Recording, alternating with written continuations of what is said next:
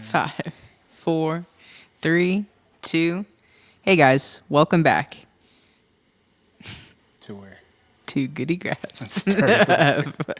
5, 4, 3, 2. Hey guys, welcome back to Goodie Grabs. I'm Casey. I'm Joho, and we're here to respond and react to Backlash. which just happened mere moments ago. And I gotta say, coming off of WrestleMania, which was, it had a bit of a mixed response. Right. The last couple of weeks, there's been some real banger episodes of TV, some really good TV matches, and I just want to come out personally and say right now, official Goodie Graps stamp of approval. I think Backlash was a really good show. Yeah, I agree. think it was consistent. It was solid. It didn't overstay its welcome. I know a lot of people complain about the shorter 5-match cards and not everyone getting a chance, but when you consider WrestleMania was 2 weeks ago. Right. You have Saturday night's main event in 2 weeks, and then 2 weeks after that, Money in the Bank, Worlds Collide, the Evolution pay-per-view, if that's happening, could be soon.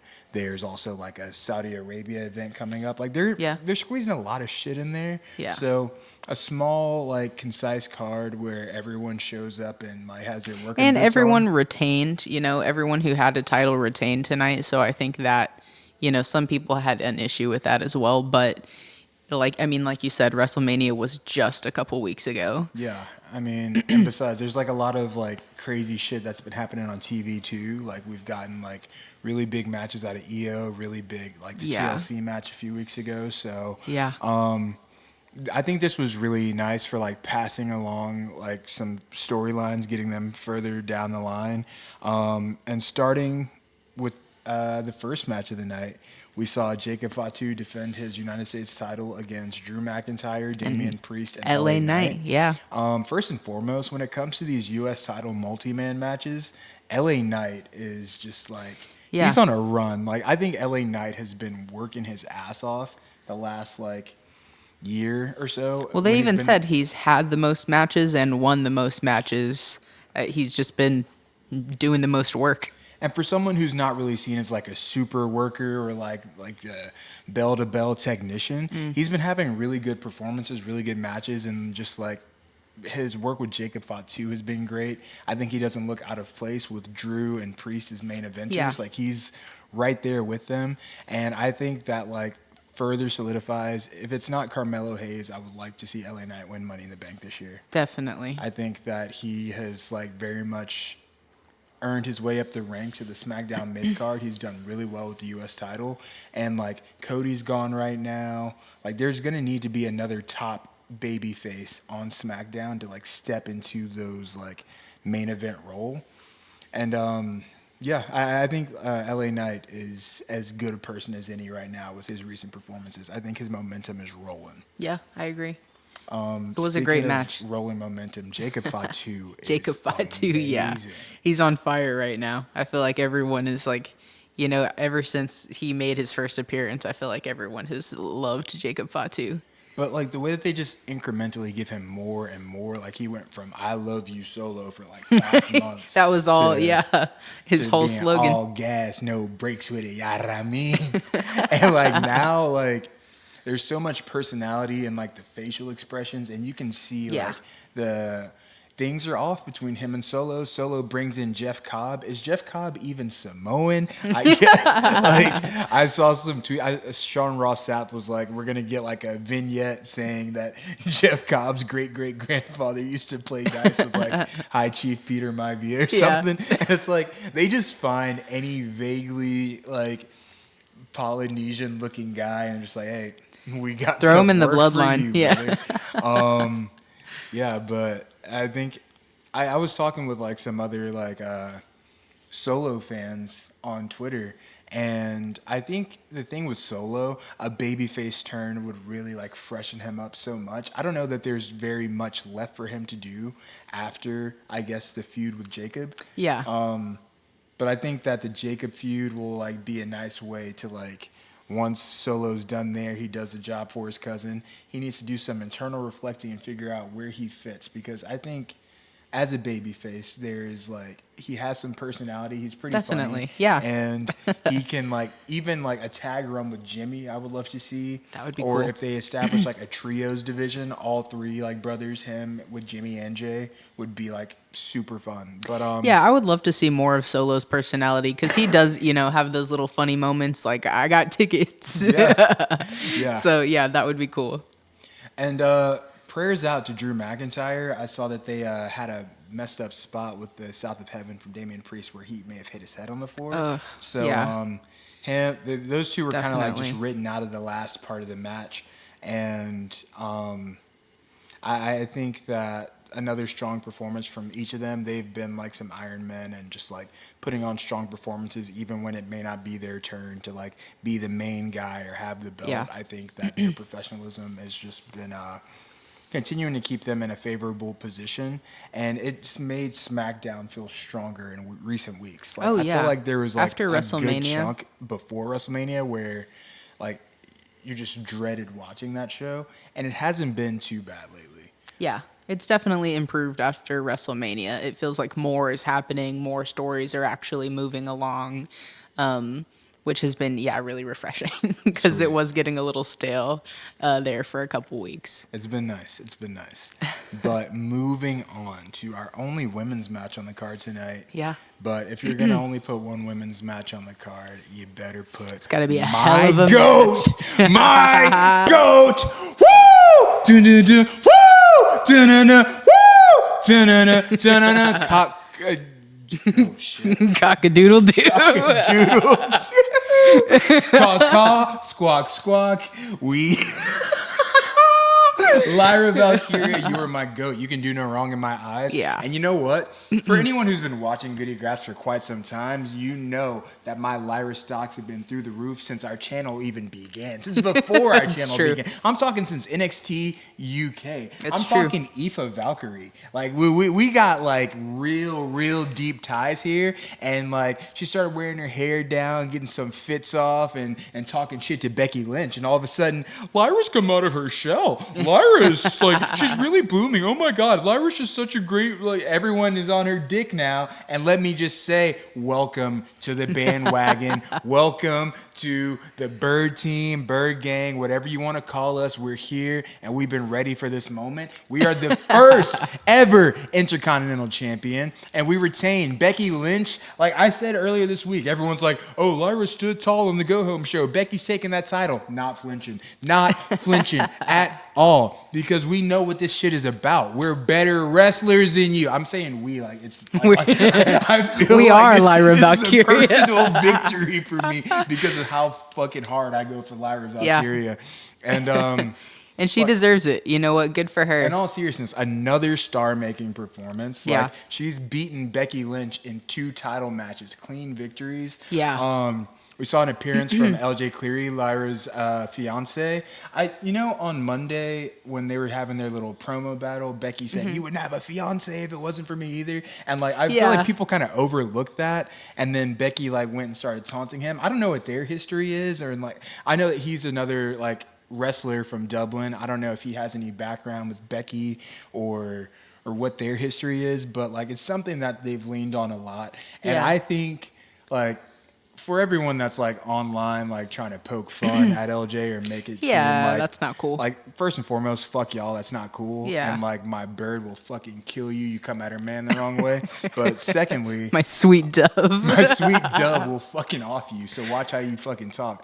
But secondly, I think that it just shows how invested they are in Lyra. Like, they don't just bring anybody's family around. You got to be like a made person to like, oh, they're gonna like, that's your mom in the stands. Yeah. That's your daughter. That's your like people. Like, if they're gonna pull out the family and not just like some random crowd plant, like, no disrespect or nothing, but like, they're not putting.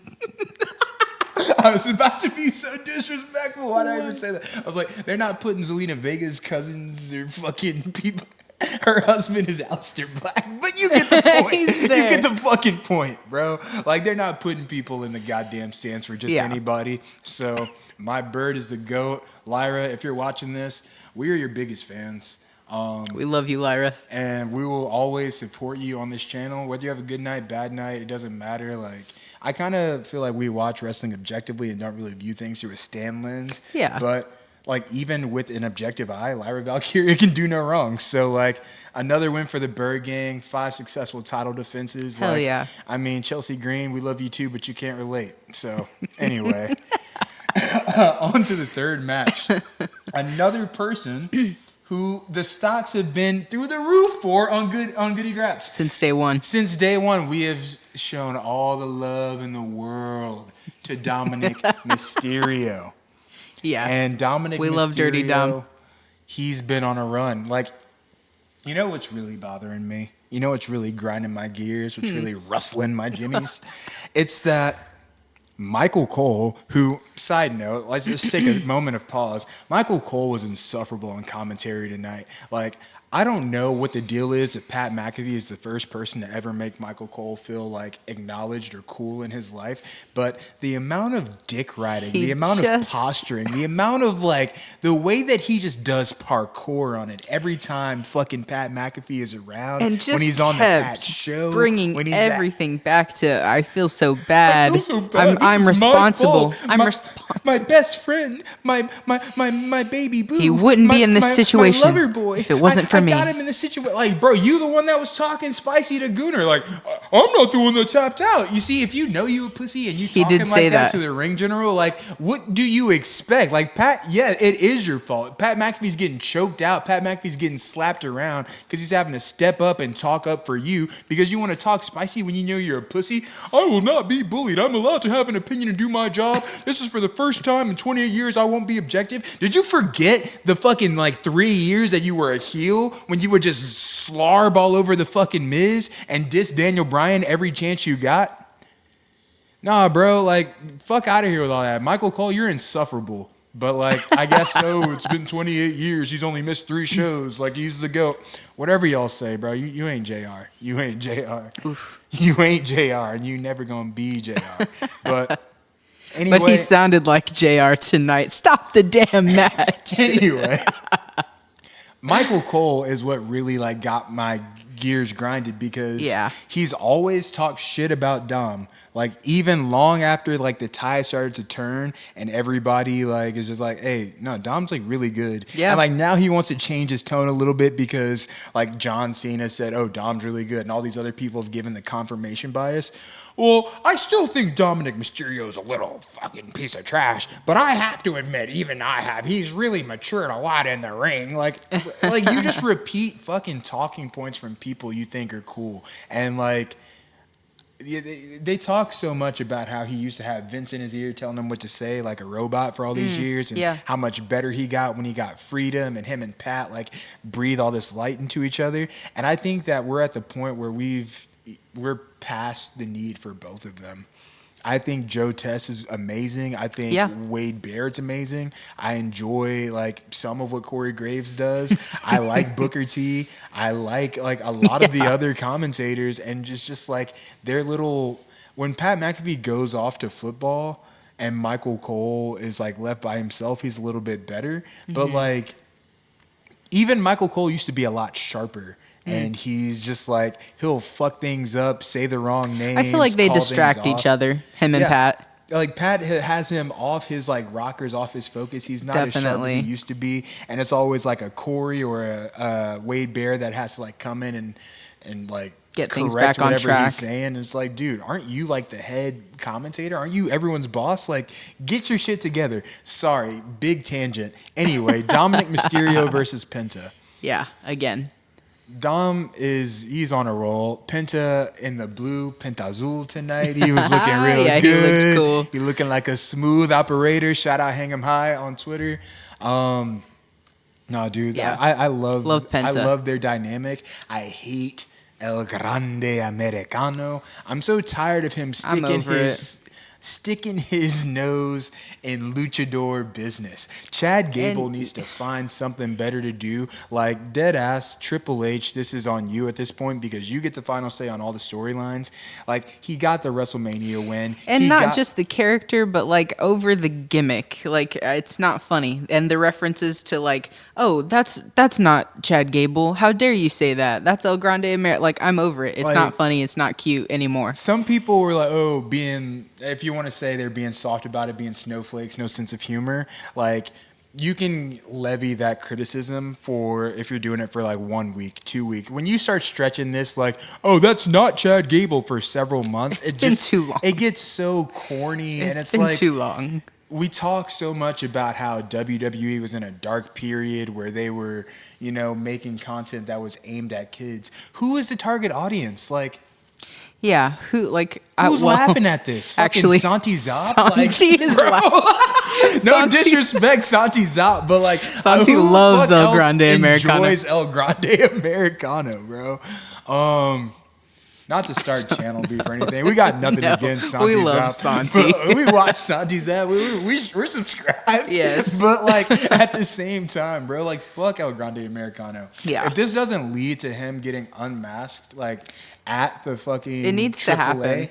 What's gonna happen is like all the luchadors, we're gonna see Angel and Berto and Dragon Lee and Andrade and all them fight at AAA, and Chad Gable in his fucking luchador mask is gonna win Money in the Bank or something like the same day, and none of them are even gonna compete for it. And it's gonna be like, oh wow, the greatest luchador, the first luchador to ever win Money in the Bank or some shit like that. Yeah. And it's gonna be like, wow. Like, yeah, you're so right. Continue, bastard. Like, just like Cinco de Mayo. I want to know. I want it to be known. It was like Cinco de Mayo. It was like fucking 9 a.m. And I'm like, oh, Raw's tonight or SmackDown's tonight, whatever day Cinco de Mayo was. Like, they're definitely gonna have Chad Gable like pin Dragon Lee clean or some shit.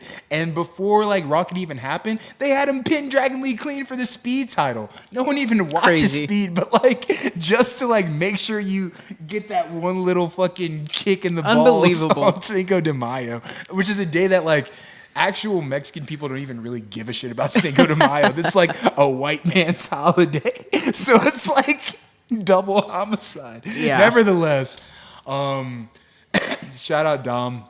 What was the fourth match? Gunther versus Pat McAfee. We've kind of touched on Pat McAfee a bit. I think Pat McAfee, when he first started making WWE appearances, was like super cool. It was when he was still like doing his podcasting, his For the Brand, all that stuff.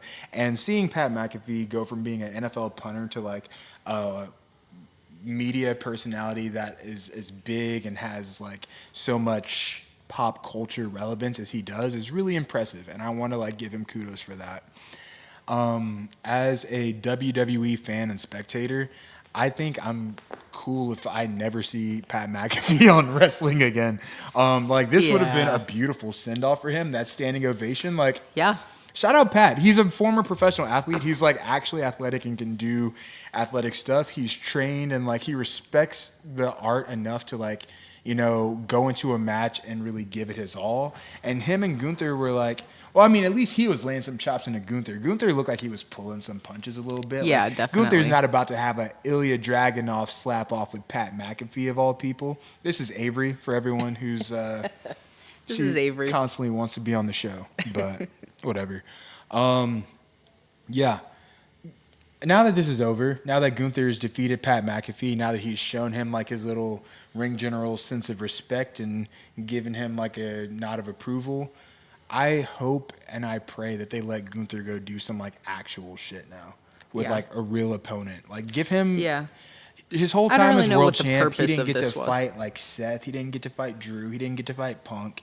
And now that he's not champ, it's like, are those guys making their way back into the title scene? Like Seth is fighting Jey Uso. Like where was Seth versus Gunther?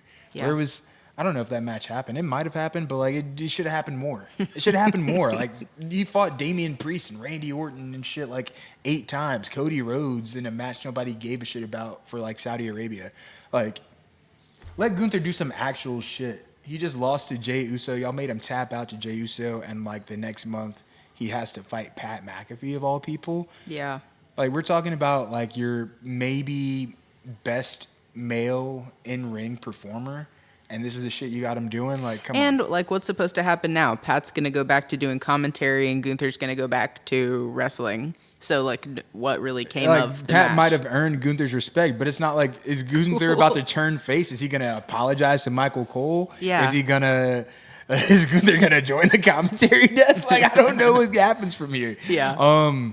It just seemed like, and I'm not too offended by it. Like, Backlash is a one-off pay-per-view that's like right after WrestleMania, when you're still like formulating new stories, debuting new talent, and bringing like new faces into the fold, figuring out your plan as you build to next year's WrestleMania. This is like step one. So none of this really matters in the grander scheme of things. But I'd like to see like some more good stuff happen with Gunther. Out of all the people whose stocks we have bought, like Dom's through the roof, Lyra's through the roof, Io's through the roof. Gunther, he's just like kind of sitting there middling. So. Yeah. But there's someone else whose stocks are through the roof. And it is the winner of our main event. The Unseen 17. The greatest of all time. The last real champion, John Cena. So John Cena versus Randy Orton. If you don't mind me waffling for a little bit. So Casey here, she's watched for like the last year or so. Yeah. And was really like got bought in like 2023, the road to Cody's chase and getting his finishing the story. Yeah. I have been watching since like the early 2000s, and John Cena versus Randy Orton is one of the pivotal feuds of like my childhood. So when John Cena's like, "Oh, your childhood dies," like he was speaking to me. That shit, this match and the big match feel, the magnitude of it, really spoke to me. And like for someone who these are two of my favorite wrestlers of all time, I know historically they don't really have a bunch of good matches together. They fought like a billion times with like maybe 3 good matches. And one of my immediate like reactions at the end was this was one of their better matches of all time. Yeah. I think that WWE has really started to nail like that main event, multi-interference, ref bump, bloodline style like main event title match. And so many kickouts. Knowing that Cena is like physically limited and has like all these Hollywood things that he has like commitments for, I don't expect him to be out there like Bryan Danielson, like in his retirement run. And Randy too, coming back from injury and everything. Yeah, they're not about to like be out there laying into each other, but like the storytelling, and like I know some people have criticisms of how overly cartoony John has been with his facial expressions and delivery and stuff, but to me, I feel like I'm viewing this through the lens of like this is 2 old guys going out and just like having fun one last time. Yeah. And it's like if you have Magic Johnson and Larry Bird and you just roll a ball out and they just like walk their way through a game of one-on-one, and it's like it's not the competitive dueling like at each other's necks that you would have seen in their prime, but like these are 2 guys whose stories can't be told without each other. Yeah. They went out there, they had a fun final match, like with the amount of shenanigans that took place, it wouldn't surprise me if they fought again. But if this was the last time, I think that it was a strong way of ending this feud forever. And I think that there's still like a lot of meat left on the bones, like John Cena and his 20 plus whatever appearances that he has left. Whoever's next in line for him, it'll be fun to see like how that develops. But with Randy, he's RKO'd Nick Aldis a bunch of times. Like I think Nick Aldis is coming out of retirement at a certain point. He like might. How many times can you RKO a motherfucker before he's just like, enough is enough, I gotta whoop your ass, you know? And even if that doesn't happen, like there's like a number of new threats on the horizon. I know at some point they may be planning a WWE draft to like shake things up. We never know when we might see Cody Rhodes again. Yeah, I really thought Cody was going to come back tonight. I thought Cody might pop back up tonight. But I mean, John's run is still kind of fresh. Yeah. And like, that's fair. I feel like Cody is who he's going to end up eventually losing it back to. So I don't know how long Cody's going to be gone or what kind of like mountain he'll have to climb back to the top. But all in all, I think Backlash was fun. Yeah. We got to see R-Truth jump in to help John Cena. It'll be funny seeing like how that relationship plays out. Like everyone's predicting that by the end of Cena's run, he's going to turn face again and realize the error of his ways and go out with like the fans on his side. And it'll be funny to see like, is R-Truth the catalyst to helping him realize the error of his ways, or like, who is it going to be? Would it be Cody, or you never know. Yeah. But yeah, like for a card that people had really low expectations for, coming off of like what to some was a disappointing WrestleMania, I feel like, excuse me, I feel like the talent really delivered tonight. Yeah. They had something to prove. They wanted to go out and put on a show and show like, hey, when your expectations are at like their lowest, people can still go out and just have pride in their craft and go out and just put on a really entertaining show. Yeah. And that's what this is all about. And that's what World happened. Wrestling Entertainment, the Federation of Entertainment. And I am leaving tonight thoroughly entertained. Yes. Can you say the same? Definitely. Yeah. I felt like every match tonight was really entertaining. Yeah. So with that being said, we're excited to see how everything plays out. Don't know what the next pay-per-view is. I guess Saturday night's main event, which if you want to even call that a next special event, whatever. Yeah. We'll probably see Jey Uso, Logan Paul there, and maybe some combination of like Seth and Braun Breaker fighting CM Punk and Sami Zayn or something. I don't know. But however everything plays out, like it's a new year, fresh new stories. People are coming into their own. And do you have anything you want to leave them with? No, I can't think of anything. I do. Before we wrap things up, last thing I want to say is caw-caw, squawk, squawk, eat this fucking Nightwing, and woo! Cock-a-doodle-doo.